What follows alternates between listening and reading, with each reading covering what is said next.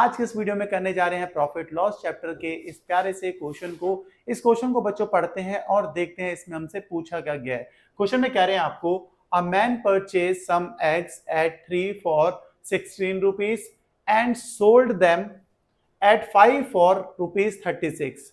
Thus, he gained rupees 168 in all. How many eggs did he purchase?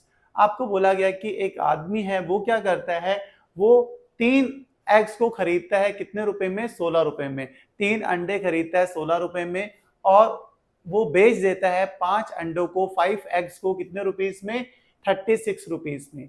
Total उसे कितना gain होता है? इसमें आपको 168 रुपीज का गेन होता है, ऐसा बोला गया है।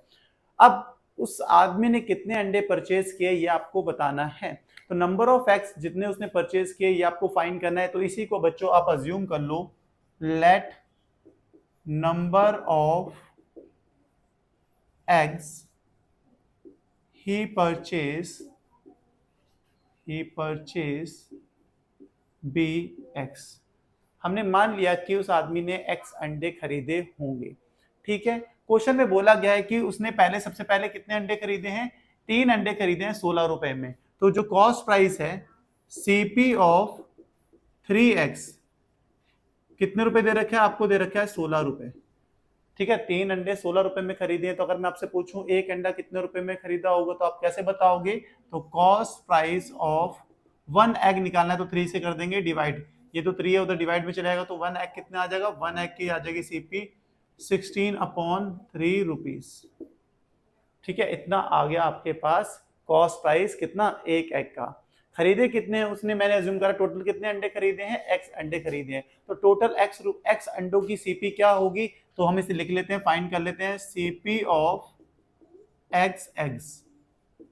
एक अंडे की 16/3 है तो भाई एक्स अंडों की कितनी होगी? आप बोलोगे 16/3 को मल्टीप्लाई कर दो एक्स से, तो टोटल सीपी आ जाएगी एक्स अंडों की 16x/3। मैंने कहा बिल्कुल, इतनी सी बात समझ गए। अब उन्होंने कहा है जो सेलिंग प्राइस है, सेलिंग प्राइस क्या है? कितने अंडों का सेलिंग प्राइस? 5 एग्स का जो सेलिंग प्राइस है वो है 36 रुपीज, ठीक है।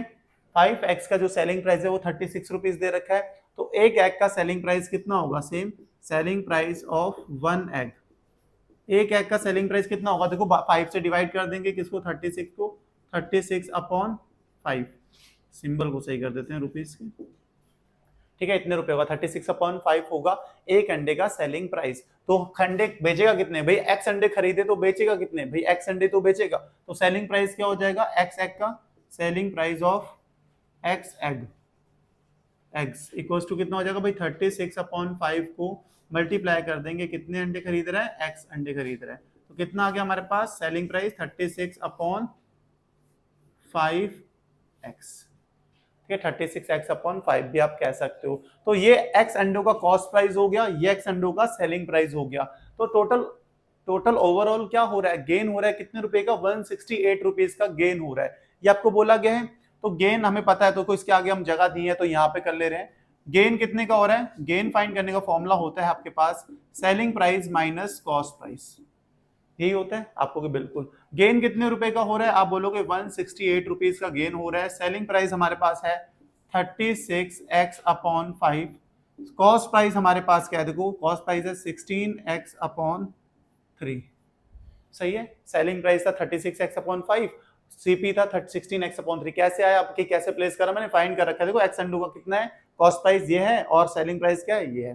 प्लेस करा। अब यहाँ पे हम क्रॉस मल्टीप्लाई कर देते हैं, यहाँ पे एलसीएम ले लेना। क्रॉस मल्टीप्लाई करते हैं, 36 को मल्टीप्लाई करेंगे 3 से तो 108x आ जाएगा। माइनस का साइन, 5 को मल्टीप्लाई करेंगे 16 से तो कितना आएगा? 80x आ जाएगा अपॉन 5 3 जा 15। ये मैंने कर लिया क्रॉस मल्टीप्लाई। डन होगी बात आपको कि बिल्कुल डन होगी। अब ये जो 15 डिवाइड में है राइट साइड में, लेफ्ट में आएगा तो क्या हो जाएगा? मल्टीप्लाई। तो 168 इंटू 15 इक्वल्स टू भाई 108x में से 80x माइनस करना है। 108x में से 80x माइनस करेंगे तो कितना आ जाएगा आपके पास? 28x। सही होगी बात? सही है आप लोगे। 28 इधर मल्टीप्लाई में राइट साइड में लेके आओ, लेफ्ट साइड में लेके आएंगे तो कितना हो जाएगा?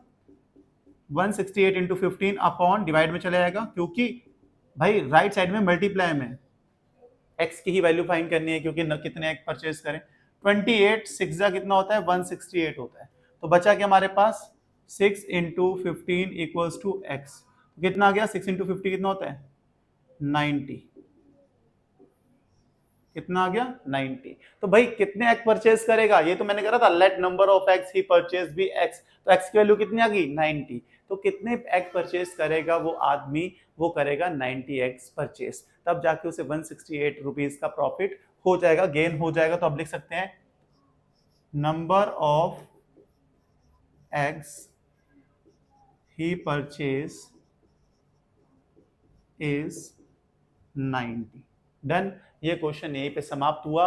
मुझे पूरी उम्मीद है कि आपको समझ में आया होगा। बहुत आसान सा क्वेश्चन था, बट भाई एक बार रिवाइज करते हैं, कंसेप्ट को स्ट्रॉन्ग करते हैं, तब जाके तो एग्जाम में मजा आएगा ना। तो भाई फटाफट देखते हैं। देखो क्वेश्चन में बोला गया था कि एक आदमी है वो क्या करता है 3 एग को परचेज करता है, कितने रुपए में खरीदता है 3 एग 16 रुपए में खरीदता है, और 5 एग को बेच देता है, कितने रुपए में बेचता है 5 एग को 36 रुपीज में बेचता है। तो ओवरऑल उसे जो प्रॉफिट होता है, गेन होता है, कितने का होता है 168 रुपीज का होता है। तो टोटल उसने कितने एक्स परचेज करे आपको ये बताना है। तो नंबर ऑफ एक्स जो परचेज करे ये फाइंड करना है। इसी को हमने एक्स अज्यूम कर लिया कि हमने मान लिया कि उस आदमी ने एक्स एग परचेज करे होंगे।